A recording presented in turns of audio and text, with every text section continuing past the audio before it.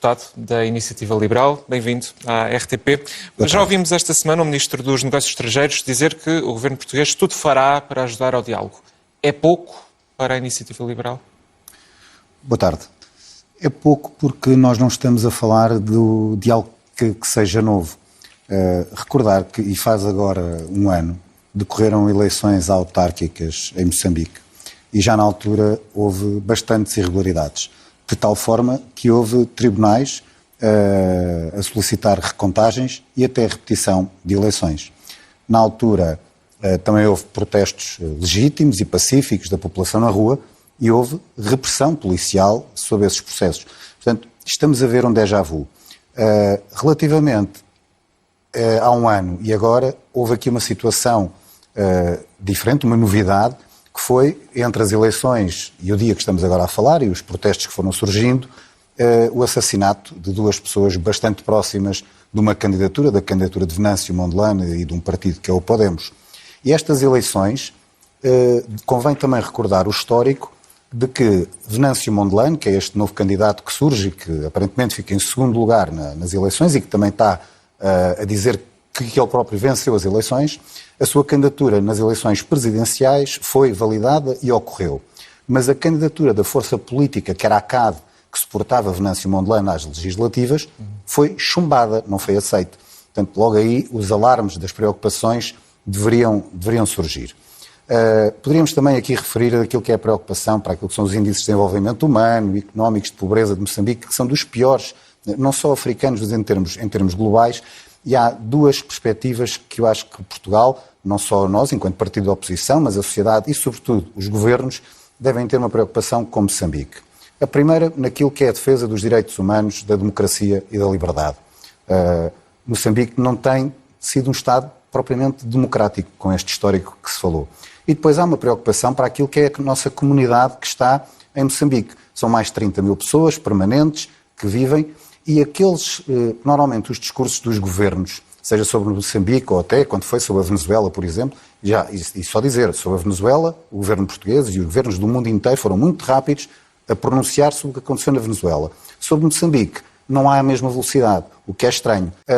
E isto para dizer... Mas tendo em conta a relação que Portugal tem histórica com Moçambique, não compreende essa prudência por parte do governo português e esta escolha de palavras mais prudente por parte do ministro? Não compreendo, porque isto não é uma questão de, podemos dizer assim, se calhar os governos não têm coragem.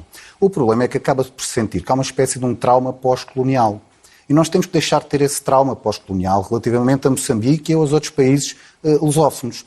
Até porque, por respeito àquilo que eles sempre pediram, que era uma emancipação, nós temos que os tratar como tratamos qualquer outro país, olhos nos olhos. Obviamente nós sabemos a relação histórica que temos com eles, mas isso não nos pode dar uma atitude nem de condescendência, nem de subserviência perante os regimes destes países. Temos que os tratar, olhos nos olhos, com o mesmo nível de exigência e de respeito que temos para qualquer país. E, portanto, se nós temos um nível de exigência com a Venezuela, com o Irão, para dar dois exemplos completamente diferentes, também o devemos ter com um país como Moçambique. Moçambique está ao nível da Venezuela, ao nível de transparência eleitoral, a seu ver? Não sei se não estará pior, e por isso aumenta a preocupação.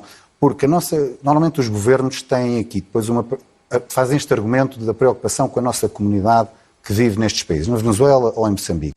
Daí eu te perguntar se a prudência não é o melhor caminho, tendo em conta mas é que a prudência faz... a quantidade da comunidade portuguesa naquele país. Mas a prudência diz que a nossa comunidade localmente já sofre diariamente com, vamos lhe chamar, uma burocracia preconceituosa.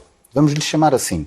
A nossa comunidade que vive em Moçambique, que trabalha em Moçambique, que quer investir em Moçambique, que investe em Moçambique, tem graves problemas, seja na burocracia para licenciamentos empresariais, na abertura dos negócios, seja até para ter atestados de residência permanente. Há uma burocracia preconceituosa com a nossa comunidade.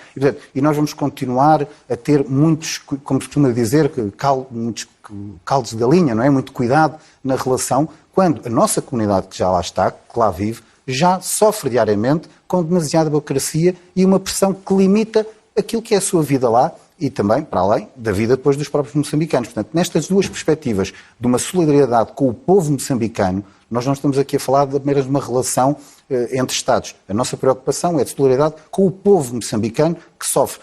Como eu disse há pouco, o índice de desenvolvimento humano é dos mais baixos a nível mundial, o índice de pobreza é dos mais elevados a nível mundial. Para concluir, então, o Governo devia ter uma ação mais forte, mais efetiva e definitiva sobre a condenação e a não aceitação destes resultados eleitorais. Não deve aceitar todos estes resultados perante aquilo que são os factos que se conhecem, as irregularidades que se conhecem, e deve, junto com o resto da comunidade internacional, sobretudo também da União Europeia, porque há bastantes projetos da União Europeia a decorrer em Moçambique, as comunidades internacionais, quando demonstram uma preocupação com algum país, é para pressionar os regimes locais a mudarem de rumo, a terem um rumo à democracia e ao respeito pelos direitos humanos.